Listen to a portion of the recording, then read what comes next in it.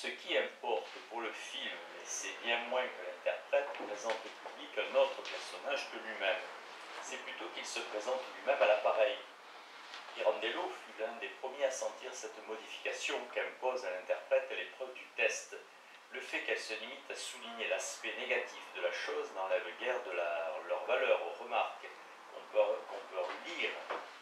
peut lire dans son roman On tourne. Moins encore le fait qu'il ne s'agisse là que du film muet. Dans le parlant, à cet égard, n'apporte aucun changement fondamental. L'élément déterminant reste que l'on joue pour un appareil, ou dans le cas du parlant pour deux. Les acteurs de cinéma, écrit Pirandello, se sentent comme en exil non seulement de la scène, mais encore d'eux-mêmes.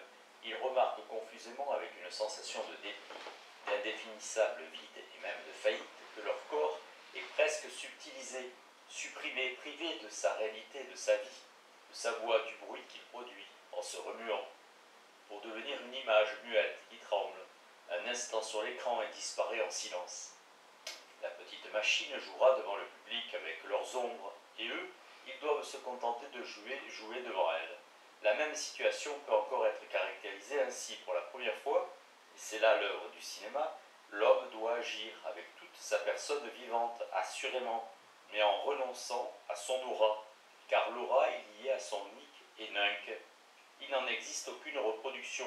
Sur la scène, l'aura de Macbeth est inséparable, aux yeux du public vivant, de l'aura de l'acteur qui joue ce rôle. Or, la prise de vue en studio a ceci de particulier qu'elle substitue l'appareil au public. L'aura des interprètes ne peut alors que disparaître, et avec elle, celle des personnages qu'ils représentent.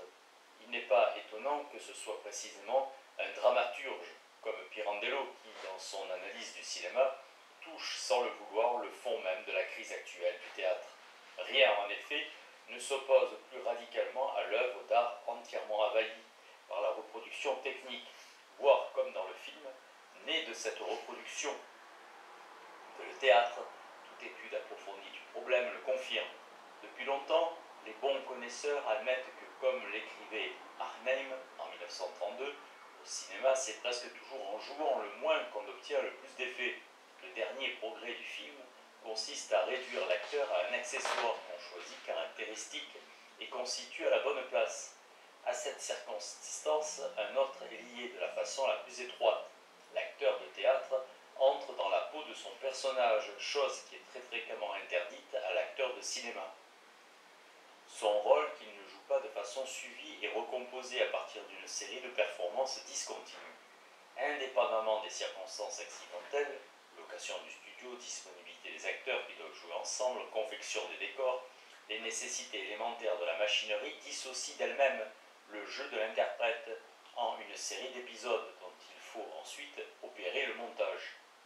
Nous pensons surtout à l'éclairage, dont la mise en place oblige le réalisateur, pour représenter une action qui se déroulera sur l'écran de façon continue et rapide, à morceler les prises de vue, qui peuvent parfois être séparées par des intervalles de plusieurs heures, sans parler de trucage plus manifeste. Ainsi, lorsqu'un acteur doit sauter par une fenêtre, il se peut qu'on le fasse sauter d'un échafaudage en studio, alors que la fuite qui succède à ce saut ne sera tournée peut-être en extérieur que plusieurs semaines plus tard. On trouverait facilement des exemples encore plus paradoxaux. Il peut arriver que l'on demande à un interprète de tressaillir après avoir entendu frapper à la porte. Or, ce sursaut a pu ne pas correspondre aux vœux du réalisateur. Il peut alors profiter de la présence occasionnelle de l'acteur sur le plateau pour, sans le prévenir, faire tirer un coup de feu dans son dos. On peut filmer son mouvement de frayeur et le monter à la place prévue. Rien ne montre mieux que l'art à quitter le domaine de la belle apparence qui a passé si longtemps pour le seul où il put prospérer. Le sentiment d'étrangeté que, selon Pirandello, l'acteur éprouve devant l'appareil est de même nature que le sentiment d'étrangeté que l'homme éprouve devant sa propre image dans le miroir. Or, cette image est devenue détachable, transportable. Et où la transporte-t-on? Devant le public. C'est là un fait dont l'acteur de cinéma reste toujours conscient. Devant l'appareil enregistreur, l'interprète sait qu'en dernier ressort, c'est au public qu'il a affaire, au public des acheteurs qui forment le marché. Ce marché sur lequel il ne se vend pas seulement avec sa force de travail, mais en chair et en os, et en se faisant sonder les reins et le cœur au moment où il accomplit la tâche qui lui est destinée. Il ne peut pas plus se le représenter que ne peut le faire un quelconque produit fabriqué en usine. C'est là sans doute une des causes de cette oppression qui le saisit devant l'appareil, de cette forme nouvelle d'angoisse que signalait Pirandello. À mesure qu'il restreint le rôle de Laura, le cinéma construit artificiellement hors du studio la personnalité de l'acteur. Le culte de la vedette que favorise le capitalisme des producteurs de films conserve cette magie de la personnalité qui depuis longtemps déjà se réduit au charme faisandé de son caractère mercantile.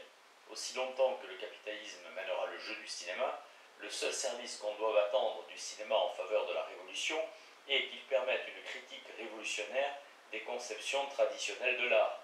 Nous ne contestons pas pour autant que dans certains cas particuliers, il puisse aller plus loin encore et favoriser une critique révolutionnaire des rapports sociaux, voire des rapports de propriété. Ce n'est là pourtant ni l'objet principal de notre étude, ni l'apport essentiel de la production cinématographique en Europe occidentale. C'est un fait lié à la technique du cinéma, comme à celle du sport, que tous les spectateurs assistent en demi-experts aux performances exhibées, par l'un comme par l'autre. Pour s'en convaincre, il suffit d'avoir entendu un jour un groupe de jeunes livreurs de journaux qui, appuyés sur leur vélo, commentent les résultats d'une course cycliste. Ce n'est pas sans raison que les éditeurs de journaux organisent des épreuves réservées à leurs jeunes employés. Ces courses provoquent un grand intérêt chez ceux qui y participent, car le vainqueur a une chance de quitter la livraison des journaux pour devenir coureur professionnel. De la même façon, grâce aux actualités filmées, n'importe quel passant a sa chance de devenir figurant dans un film. Il se peut même qu'il figure ainsi dans une œuvre d'art, qu'on songe aux trois chants sur les lignes de Dziga Vertov ou au borinage de Joris Ivens. Chacun aujourd'hui peut légitimement revendiquer d'être filmé. Pour comprendre cette revendication, il faut considérer la situation historique dans laquelle se trouve aujourd'hui la littérature. Pendant des siècles, un petit nombre d'écrivains se trouvaient confrontés à plusieurs milliers de lecteurs. Cette situation a commencé à changer à la fin du siècle dernier, avec l'extension de la presse qui n'a cessé de mettre à la disposition du public de nouveaux organes politiques, religieux, scientifiques, professionnels, locaux. On vit un nombre croissant de lecteurs passés d'abord de façon occasionnelle du côté des écrivains. La chose commença lorsque les journaux ouvrirent leurs colonnes à un courrier des lecteurs. Et il n'existe guère aujourd'hui d'Européen qui, tant qu'il garde sa place dans le processus du travail, ne soit assuré en principe de pouvoir trouver, quand il le veut, une tribune pour raconter son expérience professionnelle, pour exposer ses doléances, pour publier un reportage ou un autre texte du même genre. Entre l'auteur et le public, la différence est en voie, par conséquent de devenir de moins en moins fondamentale. Elle n'est plus que fonctionnelle, et peut varier d'un cas à l'autre. À tout moment, le lecteur est prêt à devenir écrivain. Avec la spécialisation croissante du travail, chacun a dû devenir tant bien que mal un expert en sa matière, fût-ce une matière de peu d'importance. Et cette qualification lui permet d'accéder au statut d'auteur. En Union soviétique, le travail lui-même prend la parole, et sa représentation verbale constitue une partie du savoir-faire requis à son exercice même. La compétence littéraire ne repose plus sur une formation spécialisée, mais sur une formation polytechnique, et elle devient de la sorte un bien commun. Tout cela vaut sans réserve pour le cinéma, où des déplacements de perspective qui avaient exigé des siècles dans le domaine littéraire se sont accomplis en 10 ans. Car dans la pratique cinématographique, surtout en Russie, ce déplacement est parfois déjà parvenu à son terme.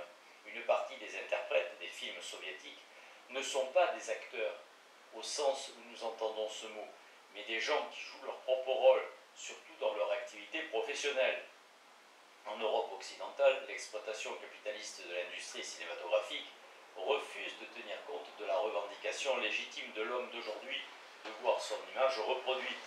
Dans ces conditions, l'industrie cinématographique a tout intérêt à stimuler l'attention des masses par des représentations illusoires et des spéculations équivoques. Le tournage d'un film, et surtout l'enregistrement d'un film parlant, offre un spectacle qu'on n'aurait jamais pu imaginer auparavant. Il n'existe en effet aucun point de vue permettant à l'observateur d'oublier tout ce qui est ici étranger au jeu des acteurs. Appareil de tournage, éclairage, équipe d'assistants, à moins que la pupille de l'observateur ne se confonde avec l'objectif de la caméra. Plus que tout autre, cette circonstance rend superficielle et sans importance toute analogie qu'on pourrait relever entre le tournage d'une scène en studio et son exécution au théâtre. C'est le principe même du théâtre, de disposer d'un point d'où il est impossible de s'apercevoir du caractère illusoire des événements. Un tel point n'existe pas vis-à-vis de la scène d'un film qu'on tourne. La nature illusionniste du cinéma est une nature au second degré. Elle est le fruit du montage. En d'autres termes, les appareils sur le plateau de tournage ont pénétré si profondément la réalité elle-même que pour la dépouiller de ce corps étranger que constituent en elle les appareils, il faut recourir à un ensemble de procédés techniques particuliers. Choix de l'angle de prise de vue et montage réunissant plusieurs suites d'images du même type. Dépouillée de ce qui ajoute les appareils, la réalité est ici la plus artificielle que l'on puisse imaginer, et au pays de la technique, le spectacle de la réalité immédiate s'est transformé en fleurs bleues introuvables. Ce caractère du cinéma qui s'oppose si nettement à celui du théâtre, il est encore plus instructif de le confronter à celui de la peinture. Il faut ici nous demander quel est le rapport entre l'opérateur et le peintre. Pour répondre, qu'on nous permette de recourir à une comparaison éclairante, tirée de l'idée même d'opération telle qu'on l'emploie en chirurgie. Le chirurgien représente l'un des pôles d'un univers dont l'autre pôle est occupé par le mage. L'attitude du mage, qui guérit un malade par l'imposition des mains, diffère de celle du chirurgien, qui pratique sur lui une intervention. Le mage maintient la distance naturelle entre lui et le patient. Plus précisément, s'il ne la diminue que très peu par l'imposition des mains, il augmente beaucoup par son autorité. Le chirurgien, au contraire, la diminue considérablement, parce qu'il intervient à l'intérieur du malade. Mais il ne l'augmente que peu grâce à la prudence avec laquelle sa main se meut parmi les organes du patient. En un mot, à la différence du mage, dont il reste quelques traces chez le médecin, le chirurgien, à l'instant décisif, renonce à s'installer en face du malade dans une relation d'homme à homme. C'est plutôt opérativement qu'il pénètre en lui. Entre le peintre et le caméraman, nous retrouvons le même rapport qu'entre le mage et le chirurgien. Le peintre observe en peignant une distance naturelle entre la réalité donnée et lui-même. Le caméraman pénètre en profondeur dans la trame même du donné. Les images qu'ils obtiennent l'un et l'autre diffèrent à un point extraordinaire. Celle du peintre est globale, celle du caméraman se morcelle en un grand nombre de parties, qui se recomposent selon une loi nouvelle. Pour l'homme d'aujourd'hui, l'image du réel que fournit le cinéma est incomparablement plus significative, car si elle atteint à cet aspect des choses qui échappent à tout appareil, et que l'homme est en droit d'attendre de l'œuvre d'art, elle n'y est réussie justement que parce qu'elle use d'appareils pour pénétrer de la façon la plus intensive au cœur même de ce réel. La possibilité technique de reproduire l'œuvre d'art modifie l'attitude de la masse à l'égard de l'art. Très rétrograde vis-à-vis par exemple d'un Picasso, elle adopte une attitude progressiste à l'égard par exemple d'un Chaplin. Le caractère d'un comportement progressiste tient ici à ce que les plaisirs du spectacle et de l'expérience s'associent de façon directe et intime à l'attitude de l'expert. Une telle association est un indice dont l'importance sociale ne saurait être sous-estimée. À mesure que diminue la signification sociale d'un art, on assiste en effet dans le public à un divorce croissant entre l'esprit critique et la conduite de jouissance, chose manifeste notamment à propos de la peinture. On jouit sans le critiquer de ce qui est conventionnel. Ce qui est véritablement nouveau, on le critique avec aversion. Au cinéma, le public ne sépare pas la critique de la jouissance. L'élément décisif est ici que plus que nulle part ailleurs, les réactions individuelles, dont l'ensemble constitue la réaction massive du public, prennent en compte dès le départ leur transformation imminente en un phénomène de masse, et qu'au moment même où elles se manifestent, ces réactions se contrôlent mutuellement. Ici encore, la comparaison avec la peinture est instructive.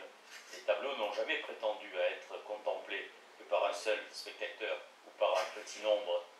Le fait qu'à partir du XIXe siècle, un public important les regarde simultanément est un premier symptôme de la crise de la peinture, qui n'a pas été seulement provoquée par l'invention de la photographie, mais d'une manière relativement indépendante de cette découverte, par la prétention de l'œuvre d'art à s'adresser aux masses. Or, justement, la peinture n'est pas en mesure de fournir matière à une réception collective simultanée, comme ce fut le cas depuis toujours pour l'architecture et pendant un certain temps pour la poésie épique, comme c'est le cas aujourd'hui pour le cinéma, encore qu'on ne puisse guère en tirer aucune conclusion quant au rôle social de la peinture. Il est certain qu'il y a là un très sérieux inconvénient dès lors que, par suite de circonstances particulières et d'une façon qui contredit jusqu'à un certain point à sa nature, elle est directement confrontée aux masses. Dans les églises et les cloîtres du Moyen-Âge, dans les cours princières jusqu'à la fin du XVIIIe siècle environ, la réception collective des peintures n'avait rien de simultané et s'effectuait d'une manière infiniment graduée et hiérarchisée. Le changement intervenu à cet égard traduit le conflit particulier dans lequel la peinture s'est trouvée engagée du fait de la reproductibilité technique de l'image. Si l'on a pu tenter de la présenter aux masses dans des musées et des expositions, les masses ne pouvaient elles-mêmes s'organiser et se contrôler dans la réception. C'est pourquoi, justement, ce même public, qui en présence d'un film burlesque a une réaction progressiste, a vis-à-vis du surréalisme une attitude retardataire.